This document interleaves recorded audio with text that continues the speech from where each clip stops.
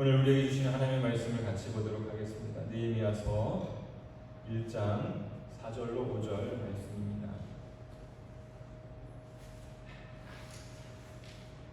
구약성경 727쪽 정도 있습니다. 느헤미야 1장 4절로 5절 말씀입니다.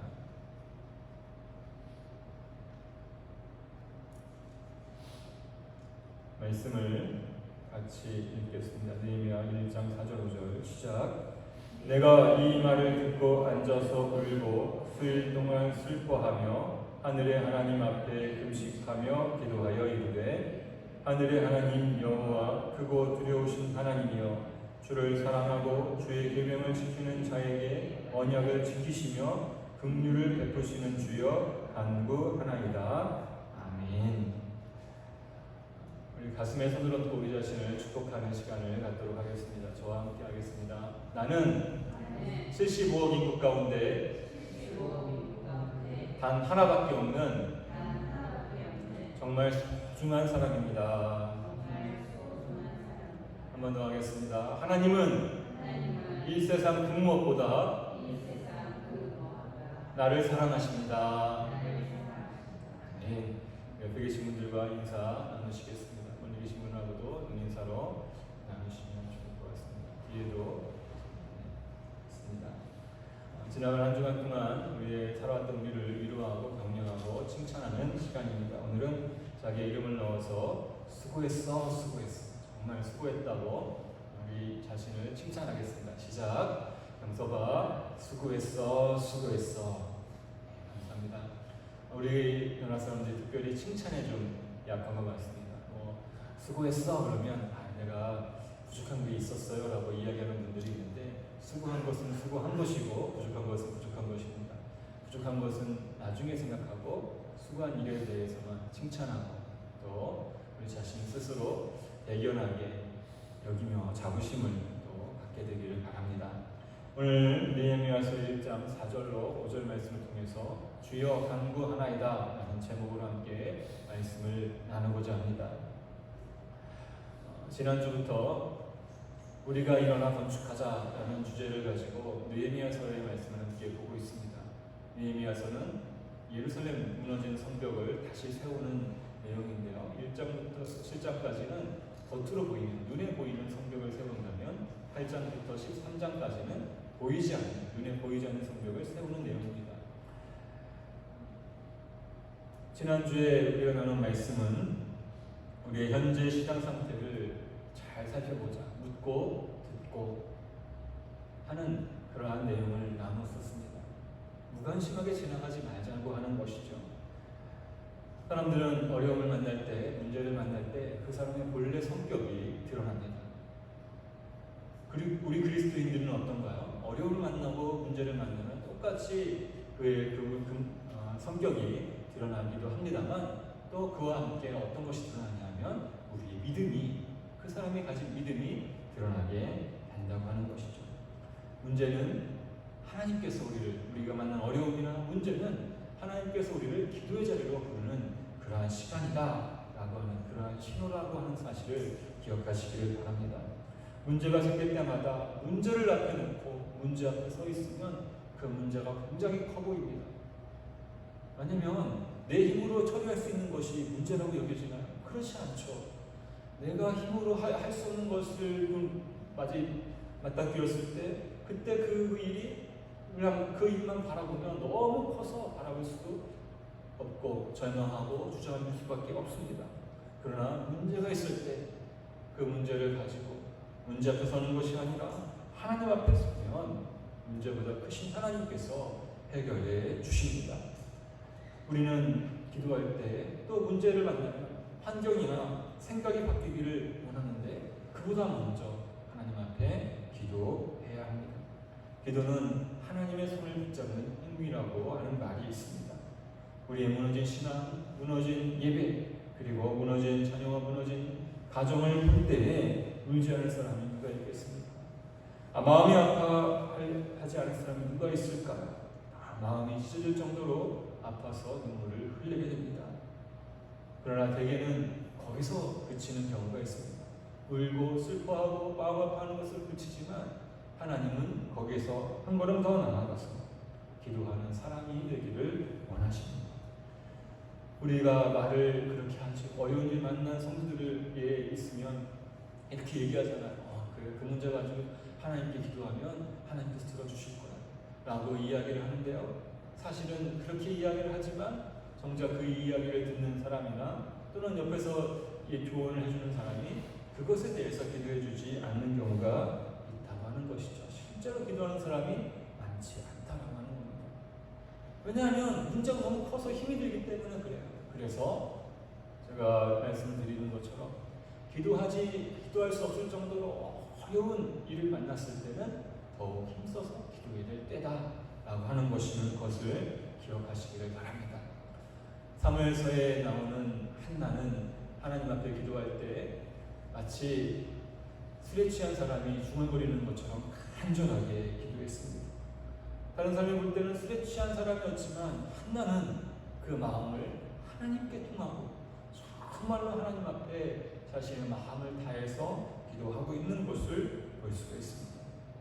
여러분, 간절한 마음으로 하나님을 붙들고 기도했을 때 하나님은 한나의 기도에 응답하여 주신 것처럼 우리의 기도에도 응답해 주시기를 주님의 이름으로 축복합니다.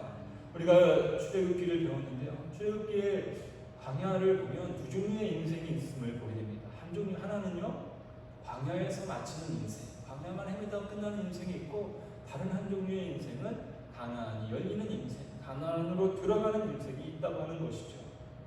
광야에서 끝나는 인생은 어떤 인생이었습니까? 원망하고 불평하다가 그 광야의 시간을 제대로 보내지 못해서 거기서 끝나는, 계속해서 원망하고 불평하고만 끝나는 사람이 있고, 가나안이 열리는 사람은 문제를 만나고 어려움을 만나면, 광야라고 하는 곳이 끊임없이 어려움이 있는 건 아니었습니까? 그런데 그 어려움을 만날 때마다 하나님 앞에 엎드리는 사람, 기도하는 사람이 광야가 끝나고 하나님이 주시는 가나안이 열리는 인생을 살아가게 되는 것임을 기억하시기를 바랍니다.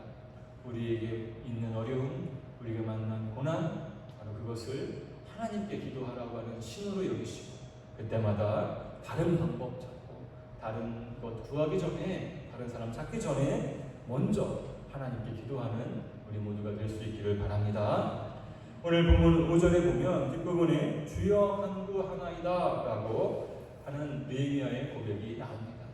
그러면서 6절부터 11절까지 계속해서 느헤미야가 간구하는 내용이 있는데요, 이 말씀을 들어가기 전에 바로 느헤미야가 간구하는 대상, 하나님이 어떤 분이신지를 함께 살펴보려고 합니다.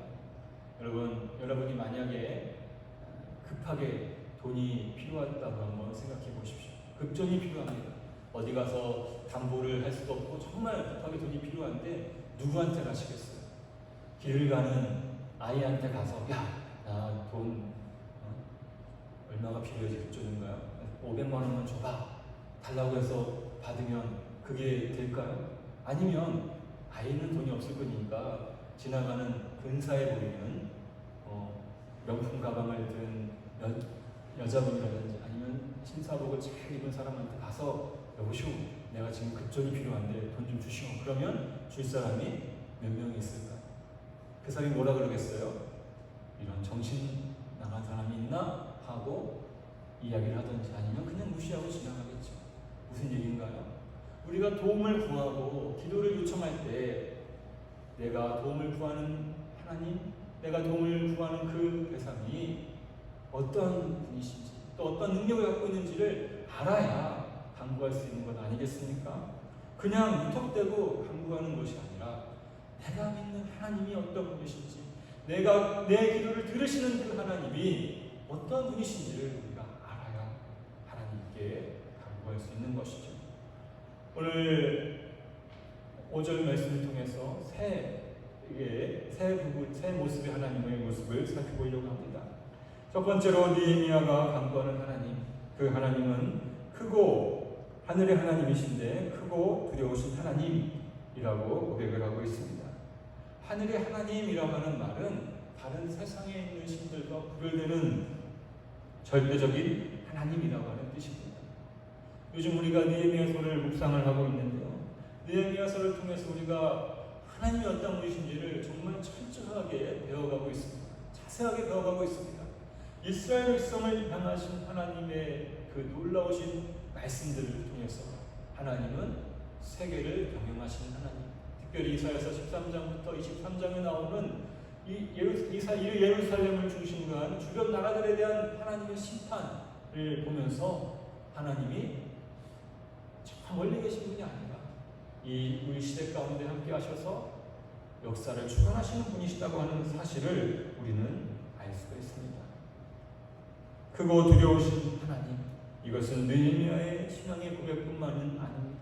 이미 신명기에서 하나님께서 이스라엘 백성에게 나타나실 때 바로 그렇게 말씀하신 내용이 있습니다. 우리 한번 말씀을 찾아 읽겠습니다. 신명기 7장 21절 말씀입니다.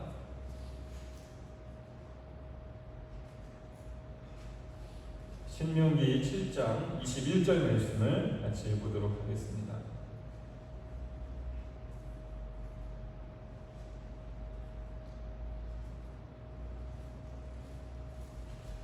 신명기 7장 21절 구약성경 273쪽 정도에 있습니다.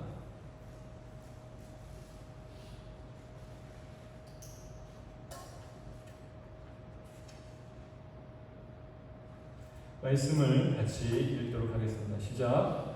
너는 그들을 두려워하지 말라. 너희의 하나님 여호와 곧 크고 두려운 하나님이 너희 중에 계시니라. 아멘.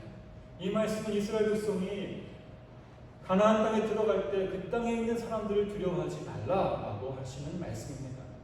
이스라엘 백성이 가나안 땅을 정탐했을 때 거기서 그들이 발견한 것은 무엇일까요? 거인들이 있어가지고 그들 앞에 섰을 때 왜 나는 작아지는가? 자기 자신이 무엇처럼 느껴질 거예요? 메뚜기처럼 느껴질 정도로. 그게 한두 사람의 이야기면 그럴 수 있겠다 싶지만 모든 정탐꾼들이 다 똑같이 보고하는 거예요. 그 땅에 있는 사람들이 거의 니무롯과 같은 사람들이 있어가지고 우리가 가서 싸우면 질 것 같다라는 보고를 하고 있는 것이죠. 그런데 하나님은 그런 이스라엘 백성에게 너희들이 가서 그 사람들을 보지만 그들을 두려워하지 말고 크고 두려우신 하나님을 바라보고 하나님을 의지하라라고 말씀하고 있습니다. 눈앞에 보이는 것이 아무리 크고 두렵다 할지라도 하나님보다 클 수는 없습니다. 여러분, 우리가 살아갈 때 내 눈에 보기에 너무 크고 두려운 할 만한 것이 무엇이 있습니까? 그 일이 있을 때마다 하나님을 바라볼 수 있게 되기를 바랍니다. 크고 두려우신 하나님은 이스라엘의 하나님이셨습니다.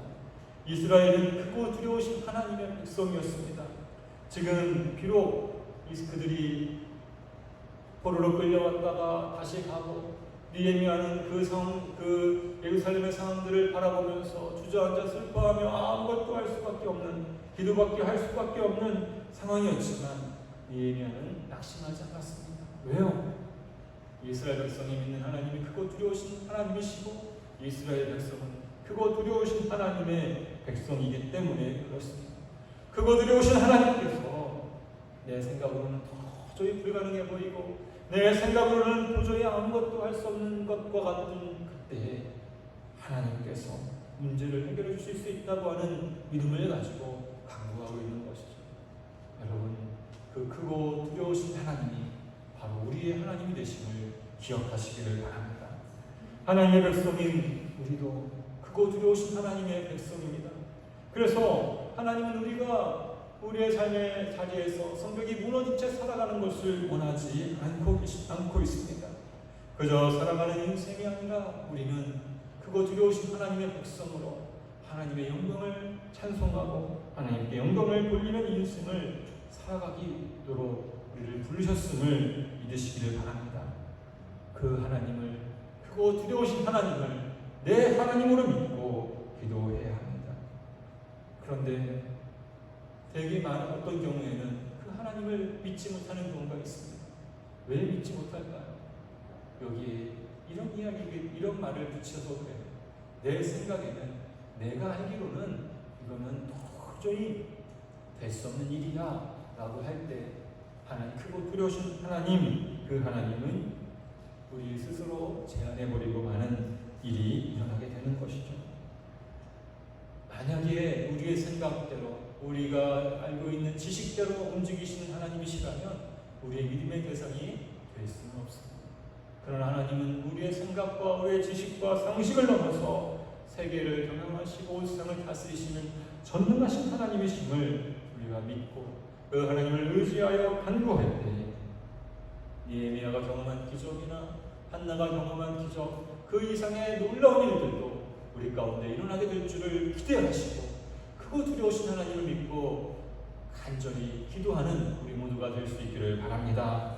두 번째로 느헤미야가 간구하는 하나님은 주를 사랑하고 주의 계명을 지키는 자에게 언약을 지키는 하나님입니다. 하나님은 약속을 지키시는 신실하신 분이십니다. 제가 신학교에 가서 공부할 때 그런 말에 참 충격을 받았습니다. 하나님은 그 어떤 곳에도 제한을 받지 않으시는 분이십니다. 맞죠? 그런데 하나님은 하나님께서 하신 말씀에는 제한을 받으시는 분이시다. 왜요? 말씀을 하신 것을 지키실 정도로 신실하신 분이시기 때문에 그렇습니다. 언약을 지키신 하나님은 느헤미야가 그냥 고백한 것이 아닙니다. 아까 우리가 읽었던 신명기 7장 9절 7장의 말씀에도 나오고 있는데요. 한번 말씀을 읽겠습니다. 신명기 7장 9절 말씀입니다. 신명기 7장 9절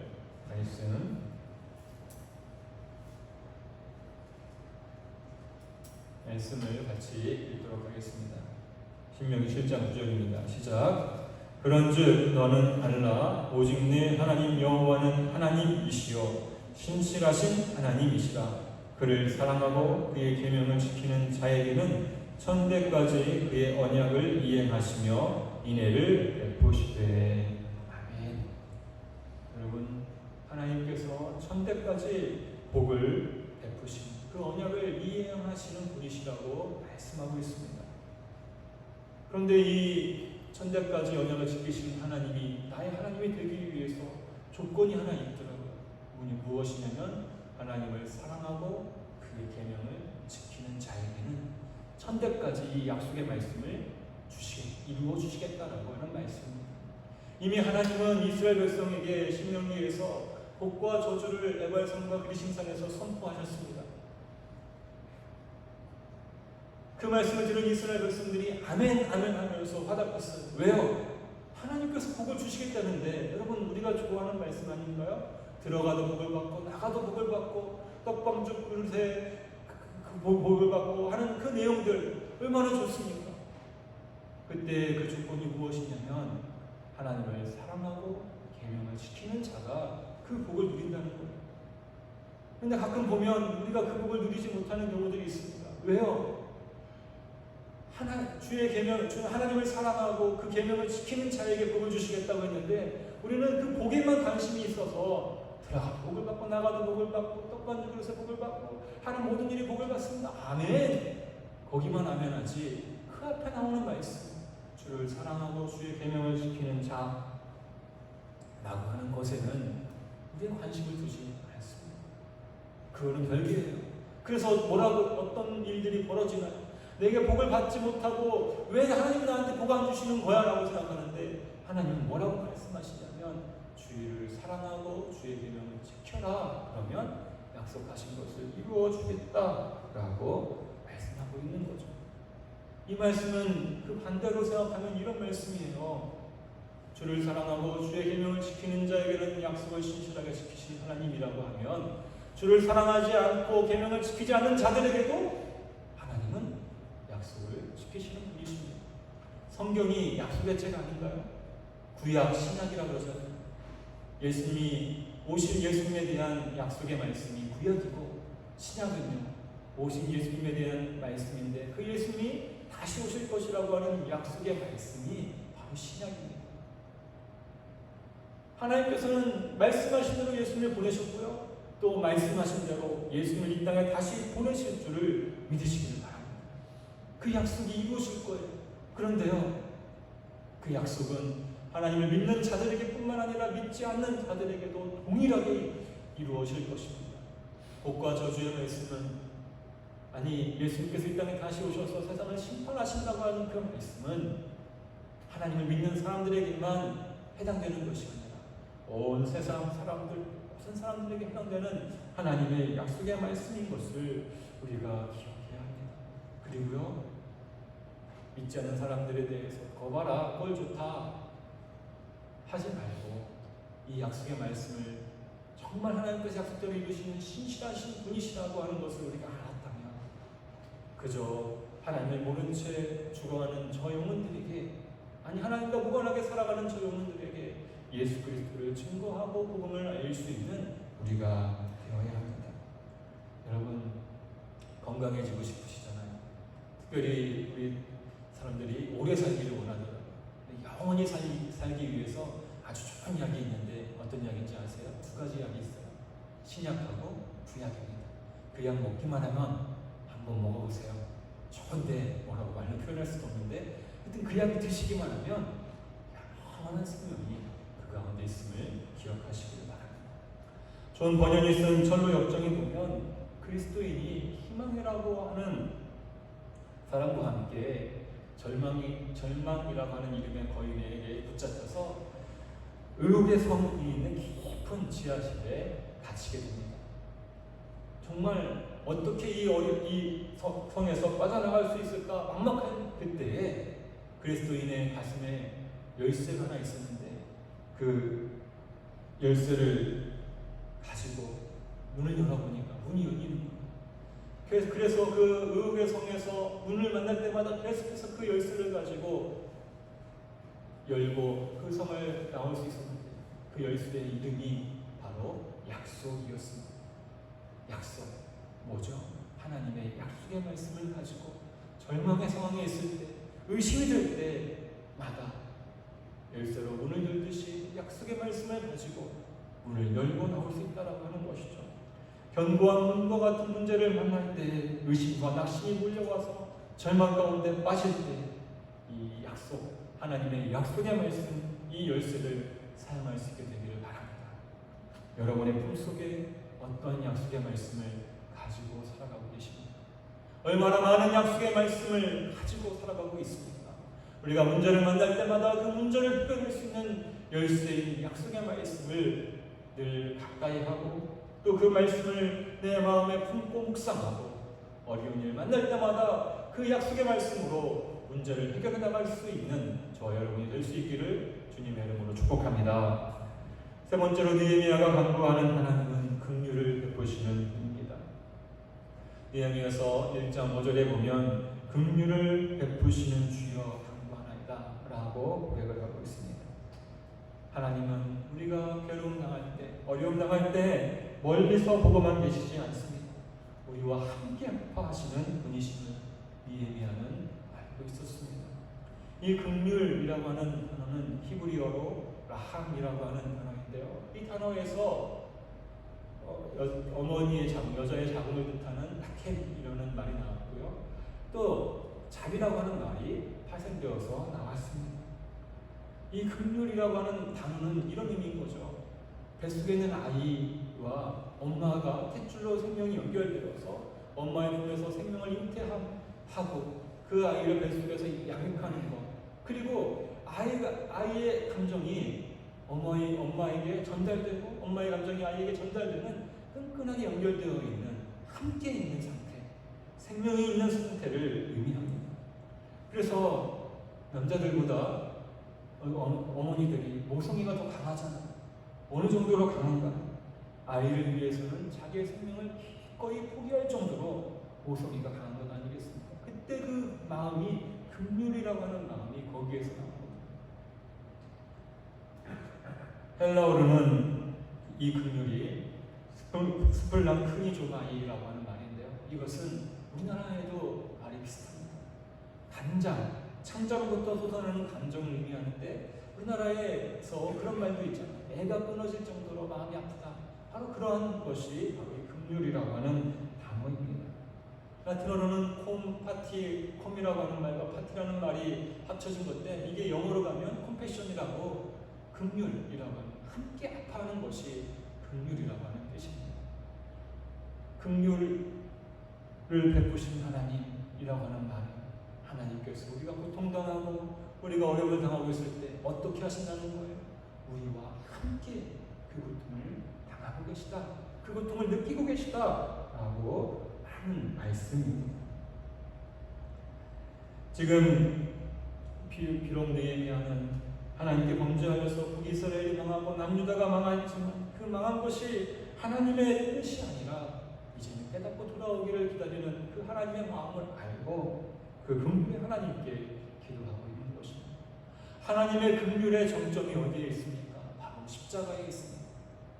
우리가 죄로 인해서 죽을 수밖에 없지만 그 죄로 인해 고통받고 괴로움당하는 우리를 우리와 똑같이 예수님께서 십자가에 달려 죽으셔서 우리의 죄로 인한 고통에 동참하시고 함께 그 고통을 당하시고 이제는 예수님을 통해서 그 예수를 믿는 자마다 영원한 생명 얻고 하나님 안에서 살아갈 수 있는 은혜와 긍휼을 베풀어 주신 것을 믿으시기를 바랍니다. 누가복음 15장에 보면 잃어버린 양, 잃어버린 동전, 잃어버린 아들에 대한 이야기가 나옵니다. 아들이 집에 돌아올 때 아버지가 어떻게 했습니까? 아직 거리가 멀리 있는데 나 달려가서, 우리 식으로 표현하면 아마 이렇게 되겠죠. 버선발로 뛰어나가서 그 아이를 끌어안고 목을 안고 입을 맞추면서 죽었던 내 아들이, 잃어버렸던 내 아들이 돌아왔다고 환영합니다. 여러분, 이때 아버지의 마음이 긍휼입니다. 아들은 뭐 했을까요? 아버지의 재산을 가져다가 허랑방탕하게 다 써버리고 먹을 것이 없으니까 뭐라 그래요? 여기서 굶어 죽느니 차라리 아버지 집에 가서 종이나 되겠다. 자기가 한 일에 대해서 반성했어요, 안 했어요? 성경에 보면은 반성한 내용은 없어요. 그냥 먹고 살기 위해서 여기서 죽느니 차라리 아버지 집에 가서 살겠다라고 이야기를 하고 돌아오는 길이에요. 그런데 그 아들을 보면서 아버지가 뭐라 그래요? 치근히 여겼어. 불쌍히 여겨서 뛰어나가서 끌어안고 입을 맞추면서 잃어버렸던 내 아들이 돌아왔다. 여러분, 이 아들이 아버지 나를 죽여주시옵소서 뭐 이랬나요? 나를 종으로 써달라고 했지 죽여달라고, 죄송하다고, 잘못했다고 하지 않았어. 여러분, 하나님의 긍휼이 이런 거예요. 우리가 비참한 상태에 있고 죄로 인해서 너무 힘들고 어려울 때 하나님께로 돌아오려고 마음만 결심하면 하나님께서 치근히 여겨서 끌어안고 어서 오라고 환영해 주시면서 맞이해 주신다. 죄를 회개하고 새로운 삶을 시작하는 것은 그 이후의 일입니다. 긍휼이라고 하는 것이 그래요. 못난 자식이 바깥을 떠돌다가 집에 돌아오면 뭐라 그래요? 예전에 보면 되게 어머니들은 이러시더라고요. 밥은 먹었냐? 하면서 밥을 차려주시죠. 왜요? 그 마음이잖아요. 긍휼이 여기지는 그 마음. 하나님의 그 긍휼 앞에 느헤미야가 간구하고 있는 것입니다. 지금 예루살렘에 돌아가기는 했어도 무너진 성벽 때문에 큰 환난과 곤욕을 당하고 있는 사람들을 위해서 느헤미야가 기도합니다. 왜요? 긍휼의 하나님께서 그곳에 있는 사람들이 당하는 그 환난과 능욕을 알고 계시고 함께 하실 것을 알기 때문에 하나님께 간구하고 있는 것입니다. 하나님은 아무런 상관이 없는 분이 아니십니다. 우리를 아시고 함께 아파하시고 고통과 절망과 외로움 가운데 있는 자를 부려두지 않고 그 이름을 부르시며 치근히 여겨주시는 분이십니다. 지금 우리는 무너진 성벽과 같은 이 시대를 바라보면서 무너진 가정, 자녀들의 신앙을 보면서 하나님과의 관계가 무너져가는 환난과 곤욕을 당하는 내 모습을 보면서 아파할 때 하나님과 똑같이 아파하시며 우리가 하나님께 나와 기도하기를 원하고 계십니다.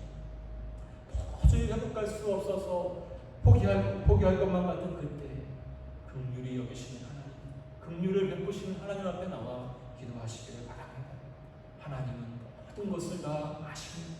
우리와 함께 아파하십니다. 그래서 우리가 기도할 때 내가 사랑하는 나라, 내가 사랑하는 남편이나 아니 내가 사랑하는 자녀 때문에 마음이 아파서 눈물이 나는 것은 그 하나님의 긍휼이 우리 가운데 전해지기 때문에 그렇습니다. 자신의 아들을 내어주시기까지 사랑하시고 우리가 하나님께 돌아서기만 하면 무조건 측은히 여기시고 받아주시는 그 하나님 앞에 나와 기도할 수 있게 되기를 바랍니다. 그때 하나님은 우리에게 많은 위로를 베풀어 주십니다. 사랑하는 성도 여러분, 우리가 하나님을 얼마나 알고 있습니까? 또 어떤 하나님으로 고백하고 있습니까? 하나님은 크고 두려우신 하나님, 전능하신 하나님이십니다. 이 세상에 그 무엇보다 능력이 많으셔서 어떤 일도 하지 못하시는 것이 없는 전능의 하나님이심을 믿고 기도하시기를 바랍니다. 하나님은 주를 사랑하고 계명을 지키는 자에게 약속을 지키시는 하나님이심을 믿고 기도하시기를 바랍니다. 하나님 앞에 기도하면 하나님께서 들으신다고 했습니다. 너희가 내 안에 내가 너희 안에 거하면 무엇인지 원하는 대로 구하라 그리하면 이루리라 라고 말씀하시면서 하나님의 약속을 하나님을 사랑하고 그 약속을 따라 살아가라고 말씀하고 계십니다. 뿐만 아니라 긍휼의 하나님, 긍휼을 베푸시는 하나님께서 우리와 함께 하시고 우리의 아픔을 하시며 우리로 하여금 하나님 앞에 기도하는 자리로 부르고 계심을 기억하시기를 바랍니다. 사랑하는 성도 여러분, 우리의 삶의 자리에서 만나는 무너져버리는 성벽과 같은 여러 상황이 있을 때 이미 하나님께서는 그 상황을 알고 계십니다. 그리고 우리가 기도의 자리에 나와서 주여 간구하나이다 라고 하나님 앞에 기도하기를 원하고 계십니다. 기다리고 계십니다. 여러분은 하나님을 얼마나 알아가고 계십니까? 이번 한 주간 동안 여러분에게 과제를 좀 내어드리려고 해요. 어떤 과제냐 하면 말씀을 읽든지 묵상을 하든지 정말 이 말씀 가운데 오늘 내가 붙들어야 될 하나님, 내가 새롭게 발견한 하나님을 알고 그것을 그냥 머리로만 하는 것이 아니라 여러분이 가지고 쓰고 있는 만나노트나 여러분의 어디 적은 수첩 같은데 8월 10일 내가 만난 하나님은 이러이러한 분이다 라고 적어보시고 하나님, 내가 믿는 하나님, 그 하나님으로 말미암아 내가 이렇게 기도합니다 라고 기도할 수 있게 되기를 바랍니다. 여러분, 기독교는 계시의 종교라고 하잖아요. 계시가 뭔가요? 보여줘서 아는 거잖아요. 그래서 하나님은 성경 말씀을 통해서 우리에게 보여주셨다고요. 그래서 성경은 계시의 말씀입니다.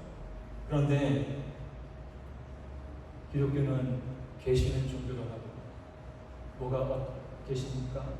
세상 끝날까지 내가 너희와 항상 함께 있으리라. 하나님이 우리와 함께 계시는 종교가 바로 기독교입니다. 기도하는 그곳에 하나님이 계십니다. 기도하는 그 마음속에 하나님이 계십니다. 내가 끌어안고 문제를 가지고 기도하는 그 문제 가운데도 하나님이 계심을 기억하고 주여 간구합니다. 내가 믿는 하나님, 내가 이렇게 간구합니다. 하나님 응답하여 주시옵소서 라고 기도할 수 있는 저와 여러분이 될 수 있기를 주님의 이름으로 축복합니다. 함께 기도하시겠습니다. 오늘 말씀을 통해서 여러분이 믿는 하나님, 알고 있는 하나님, 그 하나님은 어떤 하나님으로 고백하고 있습니다. 오늘 말씀 가운데 정말 마음에 와닿는 하나님, 크고 두려우신 하나님이신지, 약속을 지키시는 하나님이신지, 긍휼을 베푸시는 하나님이신지, 그 하나님을 붙들고 함께 기도할 수 있는 우리가 되기를 원합니다. 함께 하나님, 그 하나님의 성품을 의지해서 같이 기도하는 시간 갖도록 하겠습니다. 같이 기도합니다. 하나님 아버지, 이 시간 말씀을 통해서 하나님을 알게 하시고 하나님을 깨닫게 해주시는 것을 하나님 그 성품에 의지하여 기도합니다. 그거 두려우시고 우리가 문제를 바라보고 어려운 일을 바라보고 내 힘으로 도저히 해결할 수 없다고 생각했습니다. 하나님이 그 문제보다 크시고 어떤 문제든지 해결하실 수 있는 분이시고 알게 해주셨사오니 이제는 주저하지 않고 절망하지 않고 문제를 앞에 하나님 앞에 기도하는 자가 되게 하여 주시옵소서. 하나님 아버지, 약속을 지키시는 약속하신 말씀대로 이루시는 하나님 말씀을 의지하여서 하나님을 사랑하고 계명을 지키며 늘 말씀을 내 마음에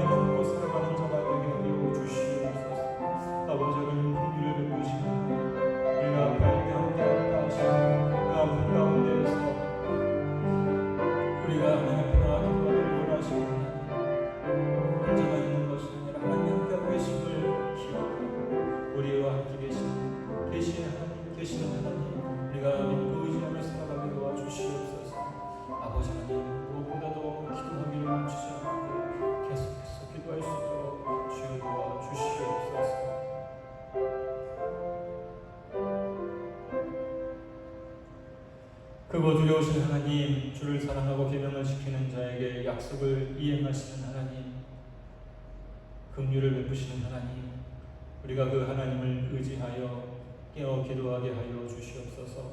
문제를 만날 때마다 문제 앞에 주저앉지 않고 문제보다 크신 하나님을 바라보고, 절망의 자리에 있을 때 절망 앞에 무릎 꿇지 않고 품속에 있는 하나님의 약속의 말씀을 가지고 절망을 이겨나갈 수 있는 우리가 되게 하여 주시고, 아프고 괴롭고 슬플 때, 외로울 때 함께 아파하시는 긍휼을 베푸시는 하나님 앞에 나와 기도하는 우리 모두가 되게 하여 주시옵소서. 하나님을 더 많이 알아가게 하시고 더 깊이 알아가는 우리 모두가 되게 하여 주시옵소서. 예수님의 이름으로 기도합니다.